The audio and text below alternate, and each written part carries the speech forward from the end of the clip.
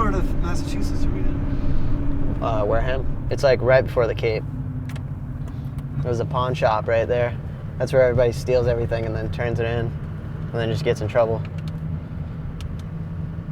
This guy over here, Dr. Miller, he was a dentist, and I guess he was like giving people pills for like, you know, like blowjobs and shit like that. I don't know, he got caught somehow and he's facing some jail time and shit. There's a little skate park. If you guys want to check that out, we can go there. I pretty much skate that all the time whenever it's warm. But these ones are better because they like concreted them right to it, and it's pretty good because it's like all downhill, so it dries up pretty fast. But it's But like, how they put all the bottoms have kinks. yeah, but no, these ones aren't that bad. It's like over time they like will end up, one will like sink and then the other won't, so it'll be a crack. But these ones have been pretty good for a long time. This thing over here is the best because you can skate it like a ledge, but then go into like the little transition. It's pretty fun. It's like nose blunts and shit. But that's pretty much it right here. Do you think when people complain about their spots, you can tell them that they have no excuse?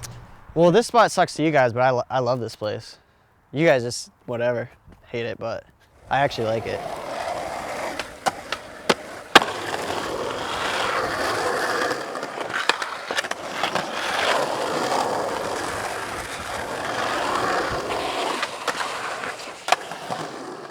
It always seems like some of the most awesome skaters live in like the shittiest places for skating.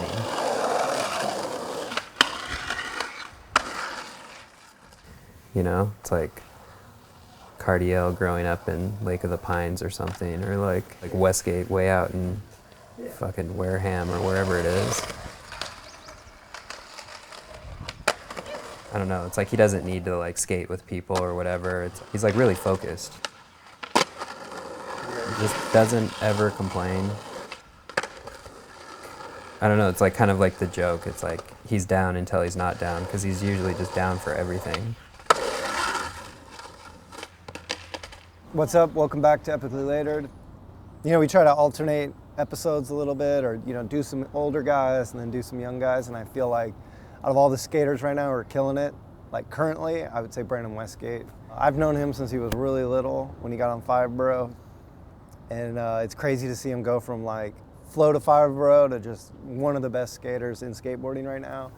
Not only with the zoo part, but the America State Gold and then the shoe release part. It's just been nonstop footage. But then you don't see too much of his personality. I don't think people get to like even know who he is other than just the skate footage. So I'm always interested to go track someone like that down and find out what they're like and what they're doing. And you know, he's pretty interesting. He's up near Cape Cod in Massachusetts, and he's got all this like farm machinery and this big house and all this like weird like working man stuff, you know. And so I went up, visited him, and this is it, a short Brandon Westgate episode. Hope you enjoy it. You wanna go out in this thing?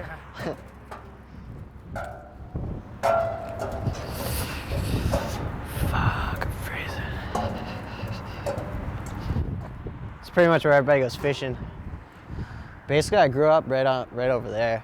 It's the other side of the water.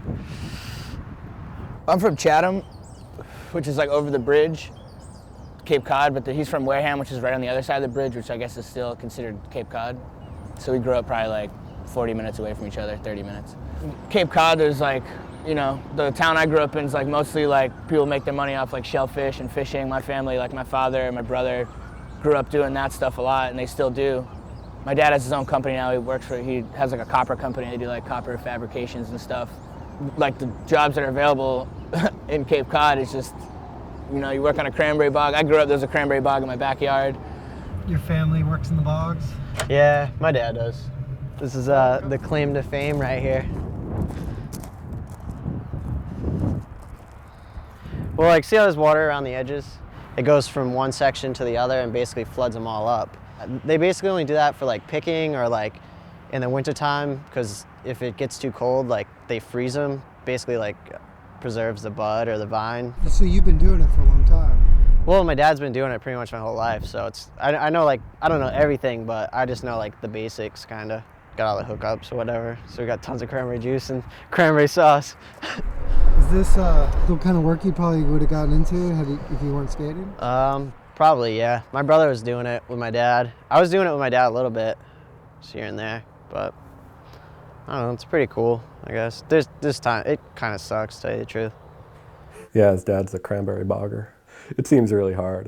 It's not a job that I would want to have to do. Like, I would never want to have to do that. And nor does Brandon. He doesn't want to have to do that. I didn't really see him for a while because I kind of moved to New York when he got on America, and then his ads would come out on America, and I'm like, damn, this kid's killing it. And then I didn't really start seeing him again until like right before I got on Zoo. And he'd come to the city and skate, and we'd link up and skate sometimes. We grew up super close to each other, so I was just hyped to see him like grow as a skater and get better, and he's a super cool kid, so it's definitely cool to have someone that grew up around you that's doing the right thing in skateboarding. So I was hyped. He doesn't get involved in all the stuff you don't need to get involved in being a skateboarder.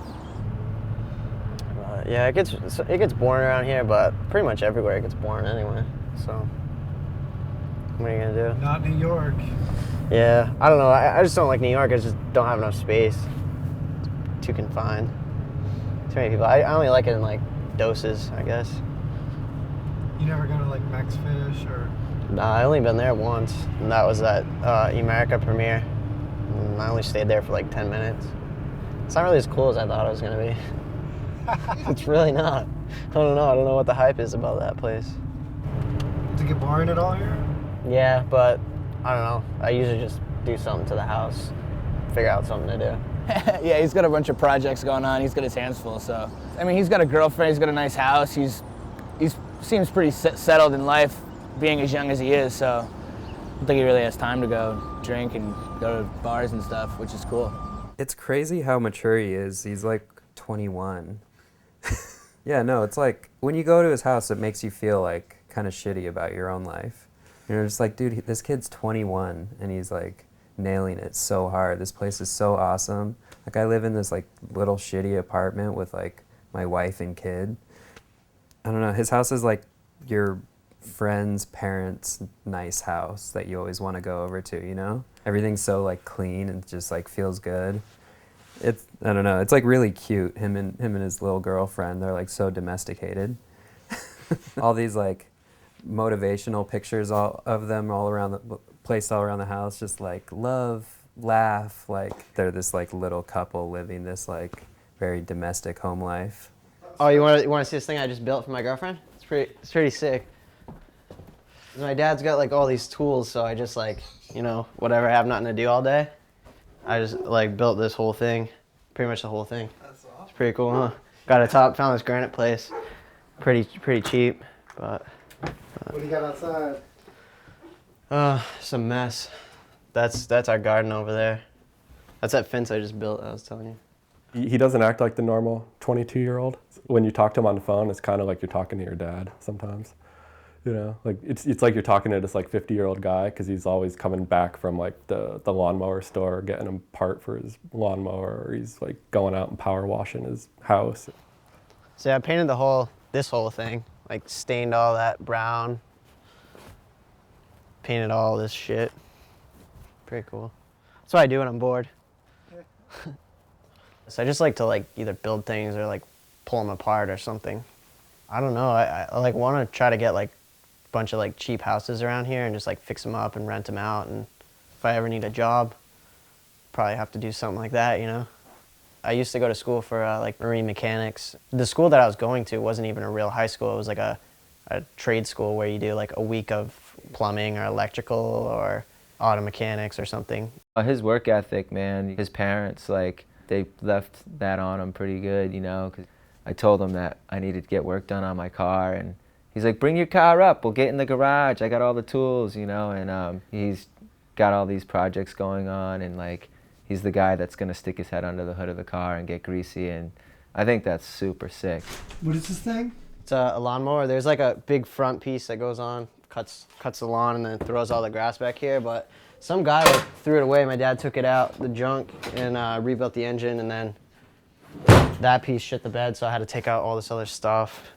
Got a lot of tools. Yeah. Like, I think when he's home, he's just like kind of hanging out, working on the house, spending time with the, you know, with the wife and dog. Kind of just hangs out at home and gets like, starts to kind of go stir crazy a little bit, and then like goes on skate trips and just lets it all out. He nails it so hard every trip he goes on. It's like, you know, like his average is like at least 3 clips, but like usually more. But it's like every skate trip, you know, he'll get something. I mean, he's like constantly on a plane, and that's part of, I mean, he chose to live out here, but there's not really anything to skate where he lives. So he either goes to Boston or goes to New York, or he has to go to California. He's comfortable where he is. He's got his family, and he's got his girlfriend and his dog and his house, and you know, he has a very comfortable life where he is, and he doesn't want to leave it, and I don't think he should. How come you don't move to California? I don't know. I don't want to. I like it here. It's quiet. There's never any pressure to? Nah, I don't think so. Nobody's told me I had to yet. So.